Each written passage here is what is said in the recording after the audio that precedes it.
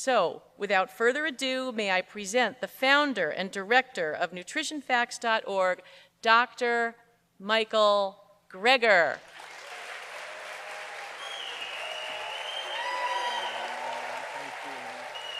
There may be no such thing as dying from old age. From a study of more than 42,000 consecutive autopsies, centenarians, those who lived to be 100, were found to have succumbed to disease in 100% of the cases. Though most were perceived even by their physicians to be healthy just prior to death, not one died of old age. They died from disease, most commonly heart disease. If aging kills via diseases, why wasn't my book, How Not to Die, all the longevity book anyone needs? In it, I ran through preventing, arresting, or reversing each of our top 15 killers, starting with heart disease, not only the #1 killer of centenarians, but of men and women across the board, and projected to remain that way in the decades to come. But is it really? Because the single greatest risk factor for most of our killer diseases is how old you are. One could argue that the leading cause of death is actually aging. The rate of death increases exponentially for age-related diseases such as heart disease, cancer, stroke, dementia.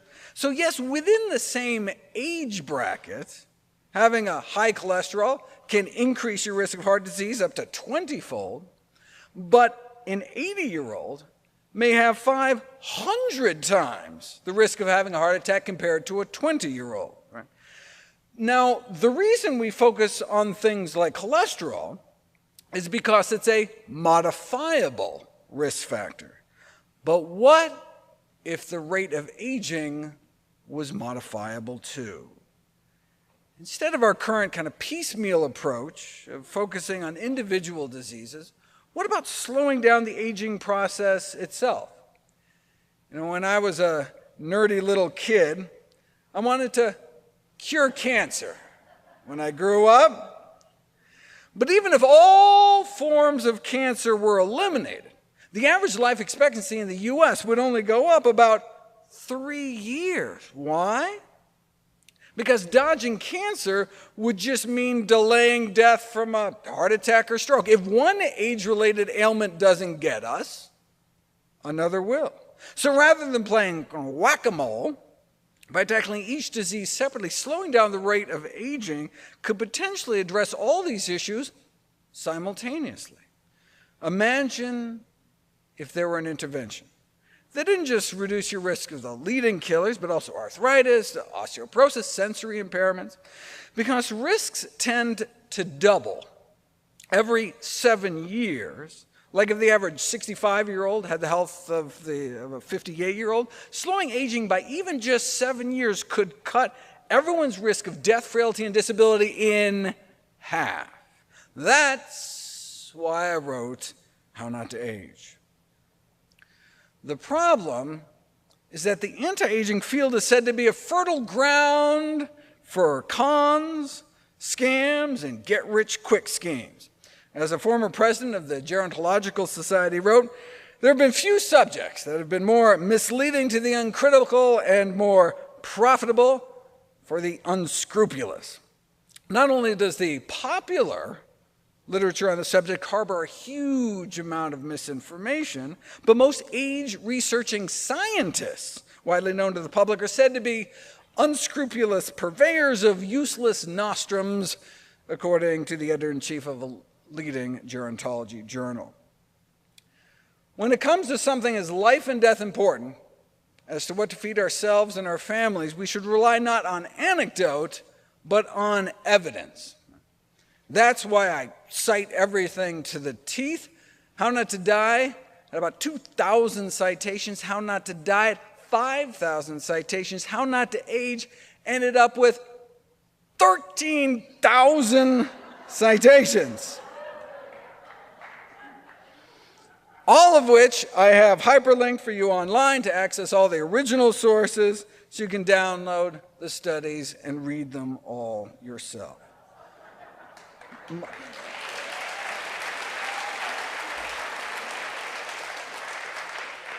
My aim was to cover every possible angle for developing the optimal diet and lifestyle for the longest, healthiest lifespan based on the best available balance of evidence.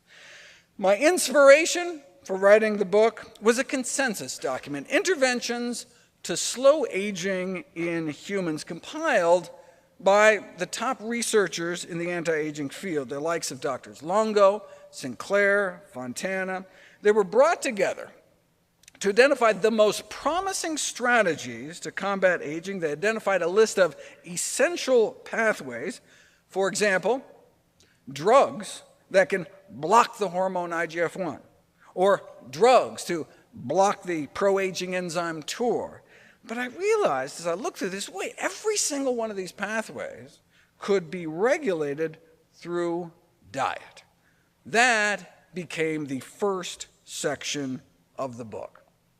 The term, anti-aging has been much abused in popular culture, attached to all manner of unproven products and procedures, whereas the term should really be reserved for things that can delay or reverse aging by targeting one of the established aging mechanisms, the so-called hallmarks of aging, the common denominators of the aging process, like, for example, the buildup of misfolded proteins that can be disposed of through autophagy.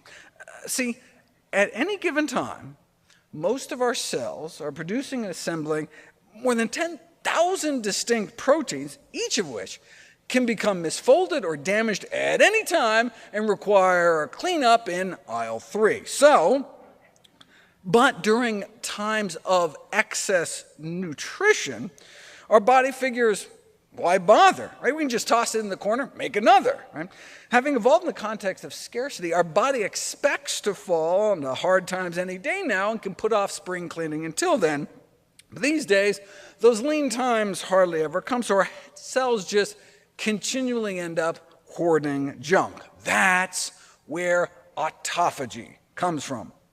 From the Greek words for self-eating, it's a housekeeping process by which defective cellular components are broken down and scrapped for spare parts. This doubles as both kind of salvage operation and quality control, clearing out some of the damaged debris implicated in the aging process while renewing our cells in a sort of cellular reset. As one review put it, the janitor is the undercover boss. Our ancient ancestors often went for several days without food, so autophagy was constantly being switched on. But these days, our cells no longer need to kind of clean out the corners for sustenance, and so the tainted heaps just pile higher and higher, which isn't good because autophagy is essential for lifespan extension. It's not only necessary, but sometimes sufficient for increasing longevity. Self-digestion for lifespan extension. Boosting autophagy alone can boost lifespan, at least in mice, by an average of 12%, and it also boosts health span. Unfortunately, our body's ability to take out the trash declines with age, leading to this vicious cycle. Garbage builds up, accelerating aging, which leads to more garbage buildup. No wonder the drug industry is so eager to pharmacologically modulate autophagy to combat aging, but we can do it naturally. One way is through fasting. Unfortunately, autophagy doesn't really maximally ramp up until after a day or two of fasting, which may be too long to do it unsupervised. Fasting more than 24 hours should probably only be done under medical supervision, ideally in a kind of live-in clinic. In other words, don't try this at home. This is not just legalistic mumbo-jumbo. For example, normally your kidneys dive into sodium conservation mode, but should this response break down, you could rapidly develop an electrolyte abnormality, which might only manifest as nonspecific symptoms like fatigue or dizziness, which could be easily dismissed until it's too late. Thankfully, there's another way to activate autophagy. You can fast or go fast, exercise. induces autophagy. As one of the researchers said, I've always known exercise was good for you, but when we found out it increases autophagy, I finally got a treadmill. You have to do it enough, though. Autophagy is activated after 60 minutes of moderate intensity exercise, but only 20 minutes fails to move the needle. What about diet? Any foods to avoid? In 2021, we found out that acrylamide can inhibit autophagy, at least it sells in a petri dish. Acrylamide is a toxin concentrated in French fries and potato chips that's formed during the frying process. The fact that high acrylamide exposure is associated with as much as double the risk of premature death would be consistent with an anti-autophagy effect, though diminished lifespans among eaters of fatty, salty snacks isn't exactly a revelation. You can't know if it's cause and effect until you put it to the very nice. Before being asked to eat a bag of potato chips every day for a month, study subjects were given weeks of boiled potatoes mixed with the same amount of fat and salt as the chips. Compared to the fatty, salty boiled potatoes, their C-reactive protein levels shot up 50% on the chips, suggesting chronic ingestion of acrylamide-containing products induces a pro-inflammatory state. However, deep frying causes the formation of all manner of undesired foodborne toxicants, so we can't be sure it was the acrylamide. As one of the earliest geriatric medicine textbooks presciently concluded back in 1849, frying is an abomination. If you just must have your French fry fix, air frying produces about 90% less acrylamide. Anything that can help? Well, you know, starving yourself generates discomfort, but there is something that activates autophagy that many people find comforting: coffee.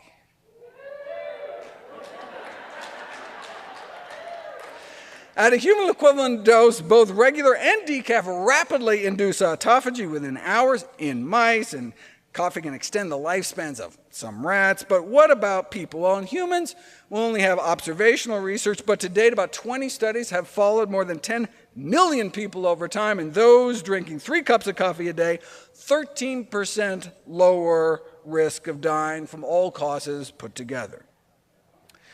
And decaf appears to be just as protective, so it's not the caffeine. Coffee contains more than 1,000 bioactive compounds. The polyphenol chlorogenic acid is the most abundant antioxidant in coffee, so researchers started there, and indeed was found to enhance autophagy in human cells. More than 100 coffees have been tested, and the chlorogenic acid levels vary by more than 30-fold.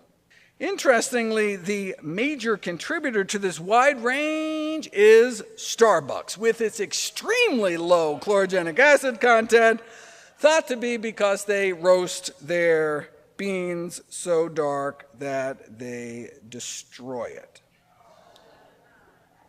Freeze drying is okay, and brewed has more than espresso. Paper filtered is the best because it traps the cholesterol-raising compounds in coffee, perhaps explaining why those drinking filtered coffee had even lower mortality rates than those drinking unfiltered coffee.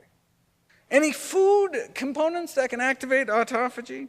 Spermidine, the longevity elixir spermidine. Don't be put off by the name.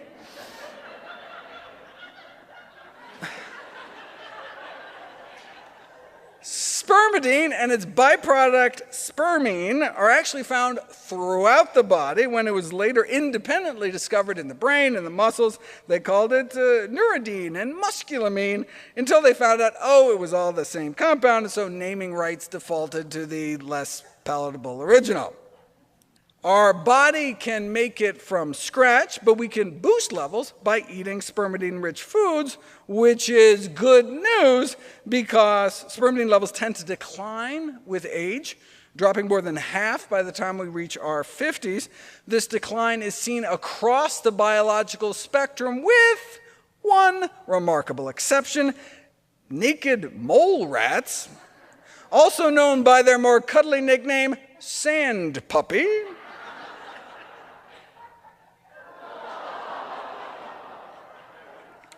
Considered to be a non-aging mammal without any visible signs of aging, almost no decline in physiological function over decades, no typical signs of aging like loss of muscle mass or fertility, perhaps in part because they're able to maintain their high levels of spermidine, something that you also see in human centenarians.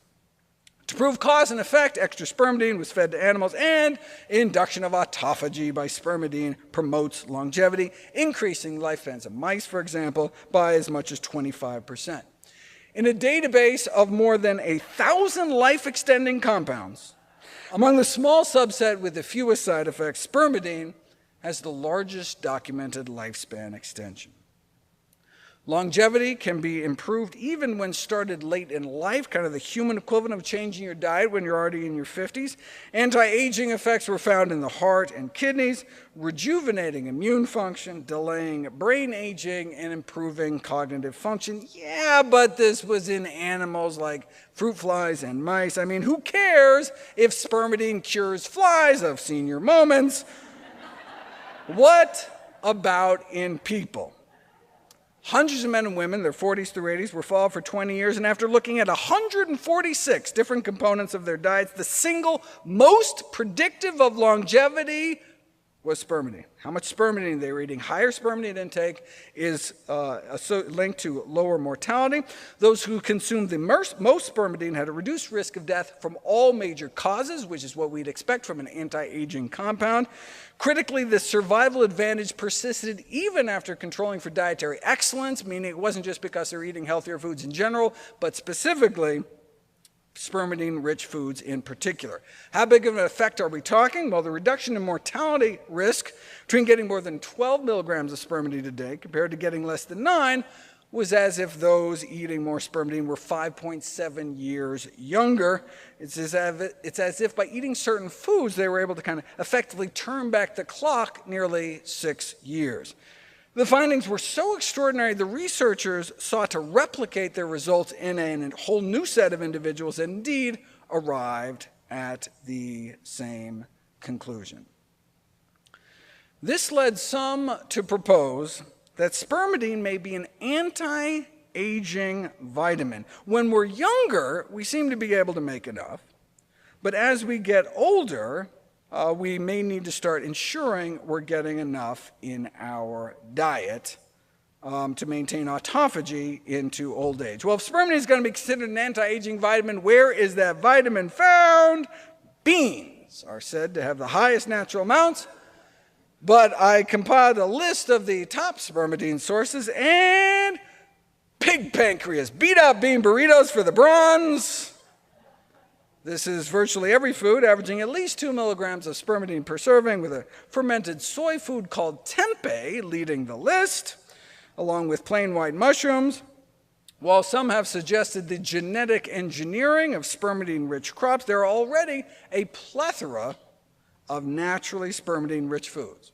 As a certified dark green leafy snob, I was begrudgingly impressed to see lettuce score so high. The lettuce is so light, 100-gram serving would be about 3 cups of lettuce, but even the spermidine and little side salads could certainly really add up. In the book, I spent a lot of time going through the entire list, but the single most concentrated source is wheat germ, with 2.5 milligrams of spermidine and just the 7 grams in a tablespoon. It's also the cheapest source, costing as little as 2 cents per milligram. You can't get a lot of pancreas for 2 cents. Does wheat germ actually do anything? Let's randomize people to some dinner rolls and find out. A randomized double-blind pilot in which older adults were secretly slipped some spermidine in the form of wheat germ baked into dinner rolls versus placebo rolls with wheat bran instead, and those with mild dementia improved way beyond all available anti-dementia drug treatments so far. Admittedly, that's not saying much, but what's the harm of sprinkling a little wheat germ on your food? You know, the latest Alzheimer's drugs don't appear to work at all. All you get for your $56,000 is a dramatically increased risk of swelling or bleeding into your brain. When the FDA approved it anyway, the head of the American Geriatric Society replied, "My head just exploded." Maybe they just got slipped a dose of the drug. Anyway, lots of other clinical spermidine studies, but just to wrap up this section, autophagy is considered the primary system for cleaning the body from the inside out. And we can boost autophagy with aerobic exercise, skipping fries and chips, drinking coffee, and eating specific foods to reach a target of 20 milligrams of spermidine a day. I offer similar diet and lifestyle takeaways for each of the other 10 anti-aging pathways, but don't have time to touch on them because there's 3 other major sections to the book. Part 2 focuses on the diets and lifestyles of the healthiest and long-lived populations around the world. The odds of living to 100 have risen from approximately 1 in 20 million to as high as 1 in 50. Why do some people make it and others not? It's not just a matter of picking better parents. Studies following identical twins suggest that only about 25% of the variation in lifespan is explained by genetics. So what can we do for the majority over which we may have some control? The media loves stories of hard-living centenarians who attribute their longevity to some combination of lard, vodka, and favorite brand of cigarette. But how do the oldest and healthiest really eat and live? That's what we have the blue zones for, areas of exceptional longevity around the world where there may be 10 times the rate of those reaching those triple digits, actually named for a color that a demographer used in a kind of heat map of mortality around the globe. What lessons can we learn? Well, the Blue Zones organization distilled findings from more than 150 dietary surveys from the world's longest living people to create a set of 10 food guidelines. The foundation of the Blue Zones food guidelines is making your diet at least 95% plant-based, avoiding highly processed foods, emphasizing beans as the healthiest source of protein, water as the best beverage, and nuts as the healthiest snack. That's the foundation.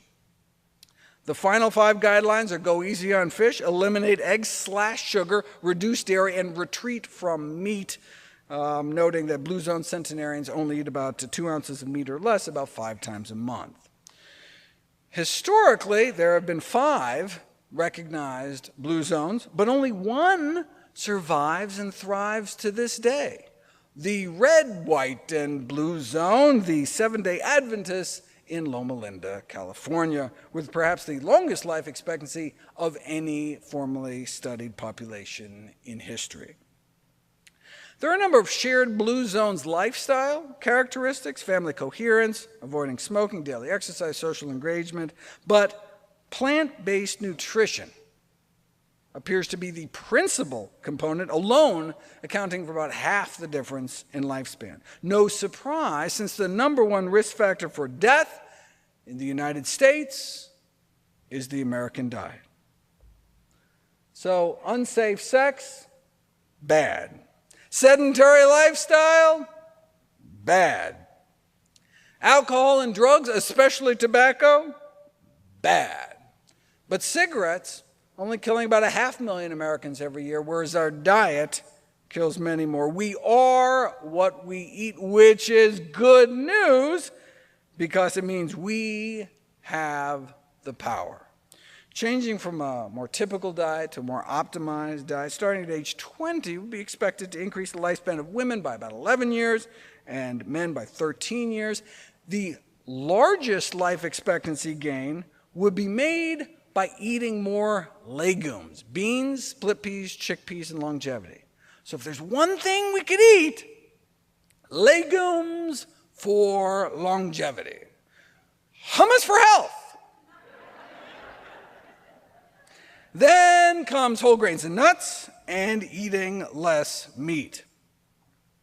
Now, for the few of you who aren't 20 anymore, not to worry, starting eating healthier at age 60 could still mean adding 8 or 9 years to your lifespan. Even starting as late as age 80 could add years.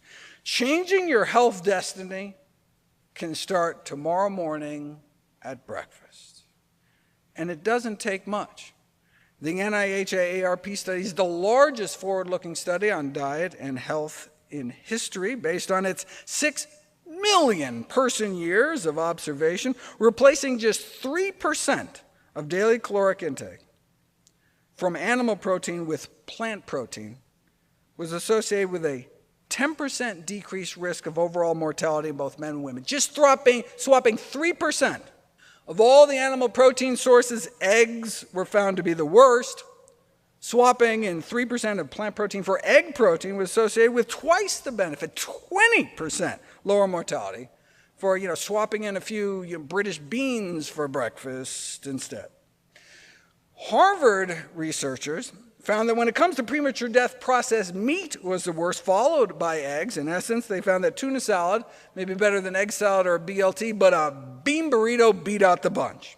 When it came to death from all causes put together, plant protein beat out every type of animal protein, including dairy, fish, and chicken. A 3% swap from chicken to chickpeas or fish to falafel was linked to a 6% decreased risk of premature death. But does eating healthy actually slow down aging?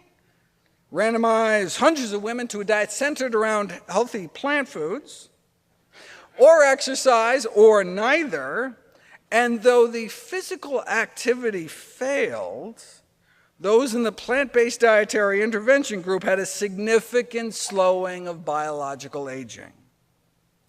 Of course, it isn't just about adding years to your life, but life to your years. An unhealthy aging index was devised to measure functional impairments, vitality, mental health, physical health.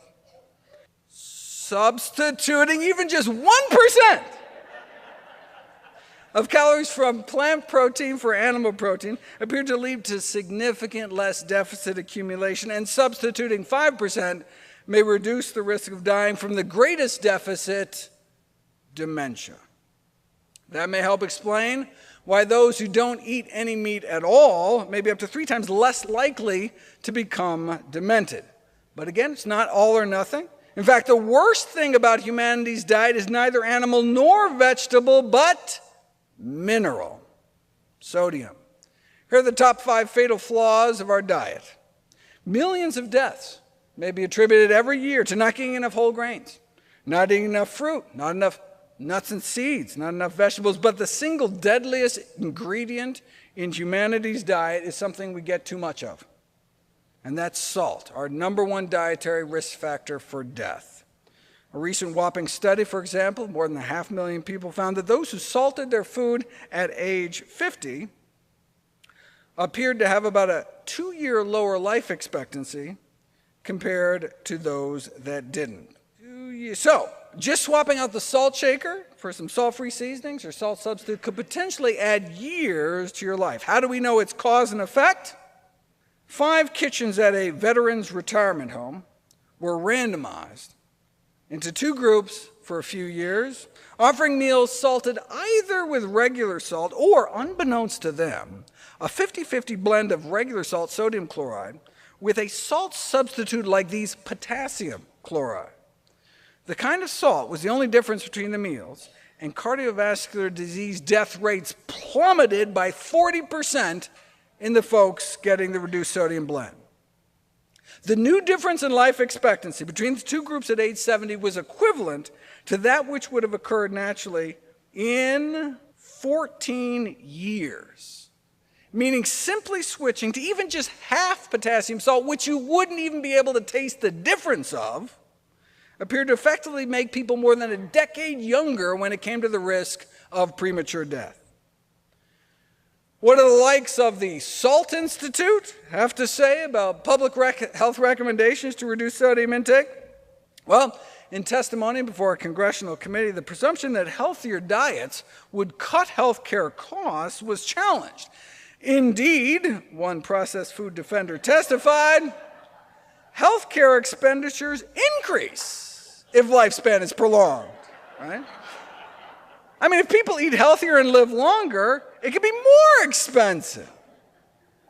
Noting that if tobacco were banned, the increase in expected lifespan would increase the cost of care of old people.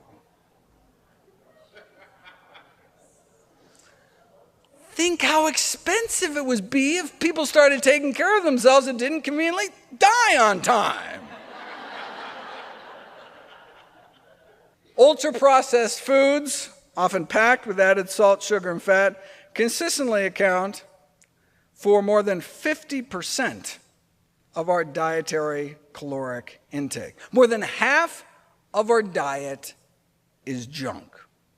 Not surprisingly, those foods are associated with significantly increased risk of dying prematurely. So just cutting back on animal foods isn't enough.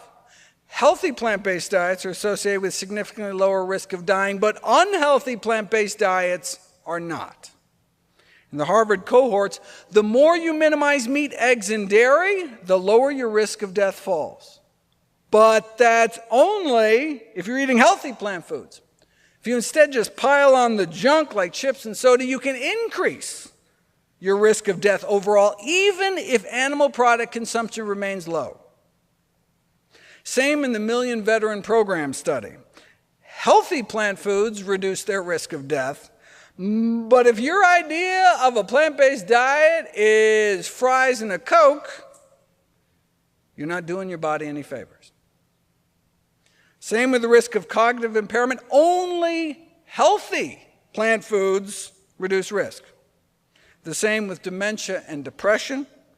The same with frailty. Healthy plant foods, good. Plant-based junk, bad. That's why Cornell professor emeritus of biochemistry T. Colin Campbell coined the term whole food plant-based diet. And as a physician, right, terms like vegetarian, vegan just tell me what you don't eat. I mean, do you actually eat vegetables?